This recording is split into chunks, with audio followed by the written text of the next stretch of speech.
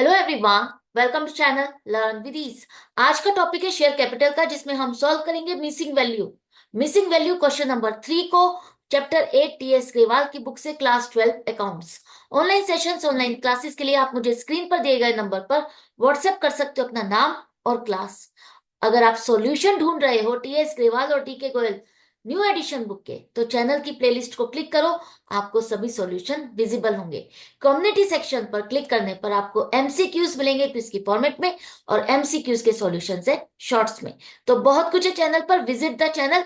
अच्छा लगे तो शेयर और सब्सक्राइब जरूर करना। क्वेश्चन में आपको 3 जर्नल एंट्री दी है, जिसे आपको कंप्लीट करना है। क्वेश्चन मार्क जहां लिखा है ये फिल इन द ब्लैंक है, जिसे आपको फिल करना है। तो फर्स्ट एंट्री है आपकी शेयर कैपिटल आपकी डेबिट हुई है 140 से। लिखा है कि 20 शेयर्स फॉरफीट किए गए हैं। क्यों? क्योंकि इस शेयर होल्डर ने फर्स्ट कॉल की पेमेंट नहीं की, फर्स्ट कॉल 2 रुपीज की पेमेंट नहीं की। तो आप शेयर कैपिटल कितनी अमाउंट से डेबिट करते हो? शेयर कैपिटल को रिवर्स करते हैं हम कितनी अमाउंट से, जो कॉल्ड अप है। अभी तक कंपनी इस शेयर होल्डर से जितना पैसा डिमांड कर चुकी है, उतना पैसा हम रिवर्स करते हैं, डेबिट करते हैं। तो अगर 20 शेयर्स पर 140 रुपीज की शेयर कैपिटल आपने रिवर्स की, इसका मतलब हर शेयर पर कॉल्ड अप है आपकी 7 रुपीज। आपने 7 रुपीज की डिमांड की, जिसमें उसने 2 रुपए की पेमेंट नहीं की। तो 2 रुपए नहीं मिले, तो इसका मतलब कॉल सिनेरियर अकाउंट को आपने क्या किया होगा? डेबिट किया था। तो यहां पर आप इसको क्रेडिट करोगे और खत्म करोगे 40 रुपीज से। 7 रुपीज में से 2 रुपीज अगर आपको नहीं मिले, वो फर्स्ट कॉल के नहीं मिले, तो आप कॉल सिनेरियर की जगह पर यहाँ पर equity share first call account भी लिख सकते हो, 40 रुपीज। 7 रुपीज में से 2 रुपए नहीं दिए, 5 रुपए तो उसने दिए। तो जो 5 रुपए मिले हैं कंपनी को, वो क्या है? वो कंपनी रिफंड नहीं करेगी। वो फॉरफिटेड अमाउंट है, जिसे हम फॉरफिटेड शेयर अकाउंट में क्रेडिट करेंगे, 100 रुपीज। ये बात याद रखना, शेयर कैपिटल में जितना भी पैसा डेबिट किया जाता है वो फेस वैल्यू है, इसमें प्रीमियम नहीं है। तो इस क्वेश्चन में प्रीमियम का सवाल नहीं है, सिर्फ और सिर्फ फेस वैल्यू है। राइट।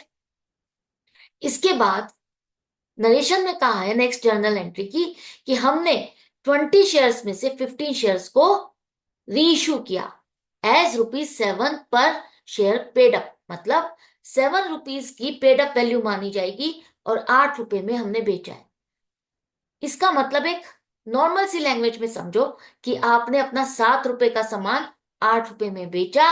नए शेयर होल्डर को अब जो आपने शेयर बेचा है, वो 8 रुपए में बेचा है। जो आपने ये फॉरफीट किए, वो शेयर 8 रुपए में बेचे हैं।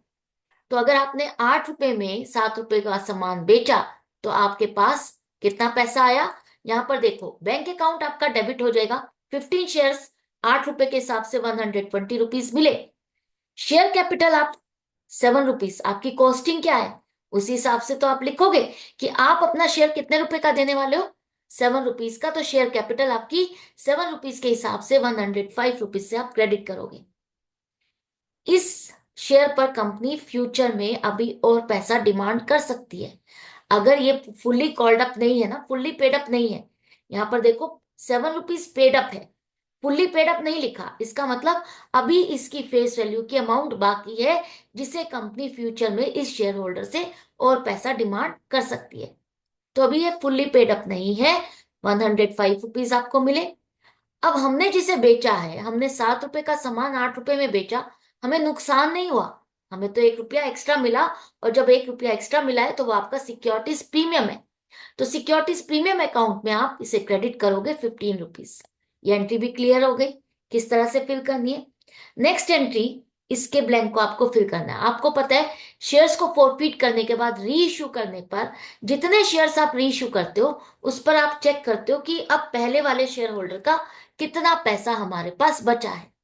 तो ध्यान से समझो, यहां पर देखो, हमने हर शेयर पर कितना पैसा फोरफीट किया है? 5 रुपीज पर शेयर हमने फोरफीट किए। तो आपने जितने शेयर्स री इशू किए, बस उतना पैसा देखना आपको।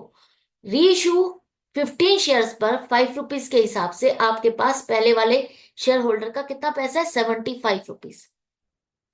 अब इस 75 रुपीज को आप अपने री इशू पर, लॉस होता तो उसके साथ एडजस्ट करते, लॉस तो हुआ नहीं, तो वो पैसा पूरा का पूरा, इसका मतलब आपके पास बचा हुआ है। अब वो पैसा अगर आपके पास बचा हुआ है और इन शेयर्स की कहानी पूरी हो गई कि आपका फाइनल हो चुका है, जो भी प्रॉफिट या लॉस होना था, तो यहाँ फोरफिटेड शेयर अकाउंट से पैसा निकाल के आप कंपनी के कैपिटल रिजर्व में ट्रांसफर करते हो। क्योंकि फोरफिटेड शेयर अकाउंट में बैलेंस शो करना मतलब है कि आपने अभी भी शेयर्स को रीइश्यू नहीं किया, अभी भी ये बैलेंस स्टैंड कर रहा है, इसका मतलब रीइश्यू नहीं किया, ये एज इट इज पहले वाले शेयर होल्डर का पैसा है। और जब आप रीइश्यू कर देते हो तो आपको वहां से उतने शेयर्स का अमाउंट निकालना होता है, और आपका अगर वो पैसा एज इट इज बचा है तो वो प्रॉपरली प्रॉफिट है, कंपनी का पूरा प्रॉफिट है, जो कि कैपिटल रिजर्व में ट्रांसफर होगा।